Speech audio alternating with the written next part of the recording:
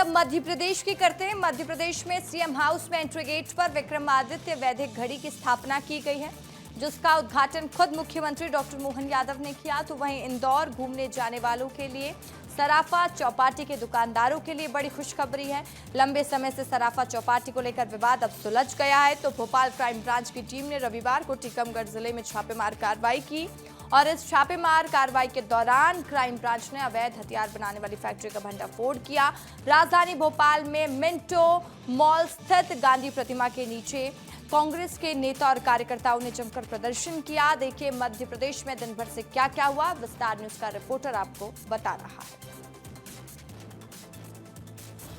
मध्य प्रदेश के मुख्यमंत्री डॉक्टर मोहन यादव के मुख्यमंत्री निवास में आप देखिए जो तस्वीर है वो इस वक्त पूरी तरह से बदली हुई नजर आ रही है। और ये तस्वीर इसलिए बेहद खास हो जाती है क्योंकि अब जो मुख्य द्वार है उसमें महाकालोक की जो झलक है वो नजर आई है और इस द्वार का शुभारंभ खुद मुख्यमंत्री डॉक्टर मोहन यादव ने किया है। और इसी के साथ ही इसी द्वार पर जो वैदिक घड़ी है, विक्रमादित्य वैदिक घड़ी का जो शुभारंभ है वो भी मुख्यमंत्री डॉक्टर मोहन यादव ने किया है। वैदिक काल के हिसाब से जो समय है, ग्रह, नक्षत्र, तिथियां, सभी की जो जानकारी है इस वैदिक घड़ी के माध्यम से नजर आएगी। हमारे स्टैंडर्ड घड़ी की अगर बात कर ली जाए तो उसमें 24 घंटे होते हैं, लेकिन इसमें जो गणना की जाएगी वो सूर्योदय से लेकर सूर्योदय तक होगी और 24 घंटे की जगह पर इसमें 30 मुहूर्त के हिसाब से गणना होगी। से पुराने समय में समय काल की गणना की जाती थी वो अब आज फिर से वैदिक घड़ी के माध्यम से हमारे सामने है और इस वैदिक घड़ी के माध्यम से सभी अपने समय, तिथियां, नक्षत्र सबकी जानकारी ले सकेंगे। कैमरा पर्सन अभिषेक के साथ रंजना दुबे, विस्तार न्यूज, भोपाल। इंदौर जाने वालों के लिए और इंदौर के सराफा चौपाटी के दुकानदारों के लिए बेहद बड़ी खबर है। इंदौर का सराफा चौपाटी जो लगातार विवादों में रहा है वो विवाद अब सुलझ गया है। इंदौर की पहचान और शान मानी जाने वाली सराफा चौपाटी को लेकर लंबे समय से चल रहा विवाद आखिरकार सुलझ गया है। महापौर पुष्यमित्र भार्गव ने बड़ा फैसला सुनाते हुए स्पष्ट कर दिया है कि सराफा चौपाटी अपनी जगह पर ही बनी रहेगी। शहरवासियों और यहाँ आने वाले पर्यटकों के लिए ये राहत की खबर है, क्योंकि चौपाटी न केवल खाने पीने का बड़ा ठिकाना है बल्कि इंदौर की संस्कृति और परंपरा से भी जुड़ी हुई है। सराफा व्यापारी चौपाटी को पूरी तरह से हटाने पर अड़े हुए थे, जबकि जनप्रतिनिधि परंपरागत दुकानों के साथ चौपाटी जारी रखने पर अड़े थे। लेकिन अब ये मामला पूरी तरीके से सुलझ गया है। नगर निगम ने सराफा चौपाटी को और बेहतर बनाने की दिशा में भी पहल शुरू कर दी है।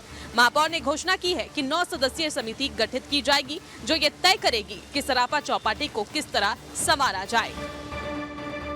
सोने चांदी की लगधक से दमकता सराफा रात को बंद होता है और उसके बाद लगता है इंदौरी स्वाद का मेला। तो देखिए इसी पर विवाद था, लेकिन अब विवाद सुलझ गया है, यानी कि इंदौर की धरोहर सराफा अब उसी जगह पर बना रहेगा। भोपाल क्राइम ब्रांच ने रविवार को टीकमगढ़ में छापा मारा। इस छापेमार कार्रवाई में अवैध हथियार बनाने की फैक्ट्री का भंडाफोड़ हुआ है।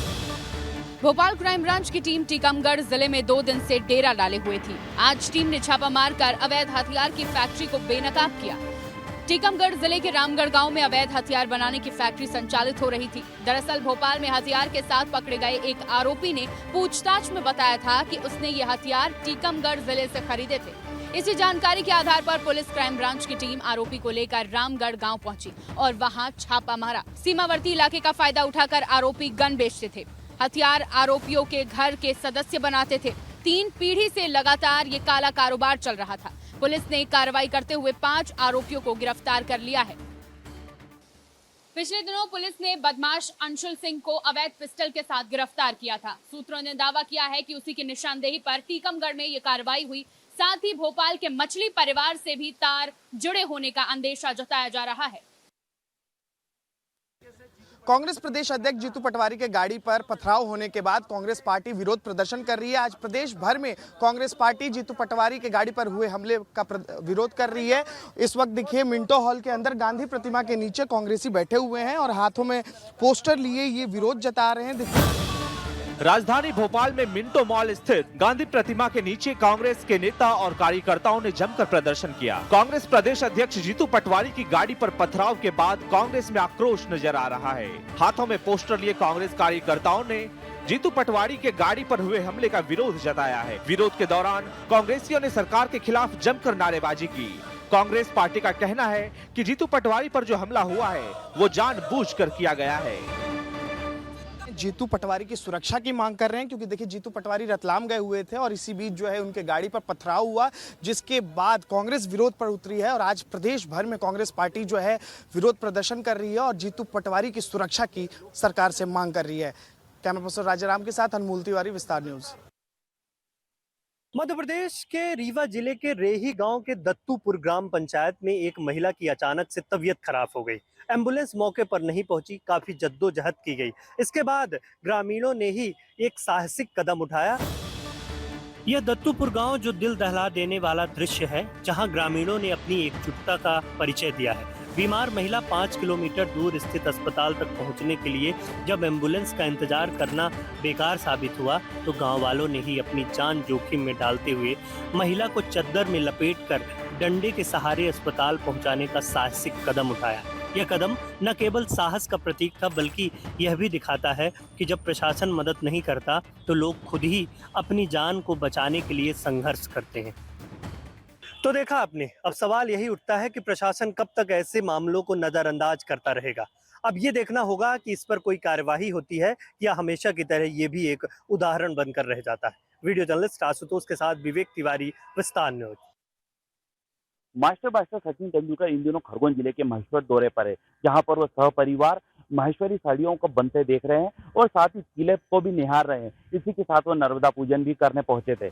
महेश्वर पहुंचे सचिन तेंदुलकर ने सुबह सुबह किला परिसर में स्थित रेवा सोसाइटी का दौरा किया। यहां उन्होंने स्थानीय बुनकरों के द्वारा तैयार की जा रही पारंपरिक माहेश्वरी साड़ियों की बुनाई को नजदीक से देखा। तेंदुलकर ने माहेश्वरी साड़ी की डिजाइन, रंगों और गुणवत्ता की जमकर तारीफ की, जिससे स्थानीय कलाकारों का उत्साह बढ़ा। सचिन तेंदुलकर ने इस कला की तारीफ करते हुए कहा कि यह न केवल एक वस्त्र है, बल्कि एक जीवंत विरासत है, जिसे संजोना बेहद जरूरी है। सचिन ने स्कूली बच्चों और स्थानीय महिलाओं के साथ तस्वीरें भी खिंचवाई, जिसके मौके पर एक उत्सव जैसा माहौल बन गया। सचिन तेंदुलकर का यह दौरा मात्र एक दौरा नहीं है, यह संदेश उन लोगों के लिए है जो अपनी कला से भारत को गौरवशाली बना रहे हैं। उनकी ये जो कला है उसको कहीं ना कहीं पहचान दिलाने का काम भी कर रहे हैं। अंकित बड़ोले, विस्तार न्यूज, खरगोन। मध्य प्रदेश के झाबुआ से एक ऐसी शर्मनाक तस्वीर सामने आई है जो प्रशासन की स्वास्थ्य सेवाओं की पोल खोलने के लिए काफी है। झाबुआ में एक आदिवासी महिला को एम्बुलेंस ना मिलने के कारण बरसते पानी में ही सड़क पर बच्चे को जन्म देना पड़ा। ये तस्वीरें हैं झाबुआ जिले की राणापुर तहसील के कुंदनपुर गांव की, जहां एक 24 वर्षीय आदिवासी महिला को देर रात प्रसव पीड़ा हुई, लेकिन आधे घंटे से ज्यादा समय तक फोन करने के बाद भी एम्बुलेंस नहीं पहुंची। मजबूरी में परिजन महिला को खुद स्वास्थ्य केंद्र की ओर ले जा रहे थे, लेकिन रास्ते में ही महिला को प्रसव हो गया। तेज बारिश के बीच छाते की ओट में महिला ने खुले में ही बच्चे को जन्म दिया। इस दौरान वहां से गुजर रहे गोविंद सिंह ठाकुर नामक व्यक्ति ने मानवीयता दिखाते हुए अपनी गाड़ी से कंबल निकालकर महिला को ओढ़ाया और कुंदनपुर स्वास्थ्य केंद्र की एनएम को सूचना दी। अब ये देखना दिलचस्प होगा कि इस घटना के बाद प्रशासन कितना जागता है और स्वास्थ्य सेवाओं में कितना सुधार होता है, या फिर ऐसे ही एक और महिला खुली बारिश में सड़क पर बच्चे को जन्म देती हुई नजर आएगी। मध्य प्रदेश के डिंडोरी में जबलपुर अमरकंटक नेशनल हाईवे पर एक भीषण सड़क हादसा हो गया है। इस वक्त हम मौजूद हैं डुंगरिया गांव के पास, जहां पर मेरे पीछे आप तस्वीरों में देख सकते हैं किस प्रकार से तूफान वाहन इसके परखच्चे उड़ गए हैं। डिंडोरी में जबलपुर अमरकंटक नेशनल हाईवे पर भीषण सड़क हादसा हो गया है। यहां शाहपुरा थाना क्षेत्र के डंगरिया गांव के पास यात्री बस, पिकअप और तूफान वाहन आपस में टकरा गए। टक्कर इतनी जोरदार थी कि बस सीधे एक ग्रामीण के घर में जा घुसी। वहीं तूफान वाहन सड़क पर ही पलट गया। इस दर्दनाक हादसे में 8 लोग घायल हुए हैं। सभी घायलों को जिला अस्पताल भेजा गया है, जहां उनका इलाज जारी है। हादसे की जानकारी मिलते ही पुलिस मौके पर पहुंच गई है और मामले की जांच शुरू कर दी गई है। हादसा इतना भयावह था कि आसपास के लोगों के भी अंदर दहशत का माहौल है।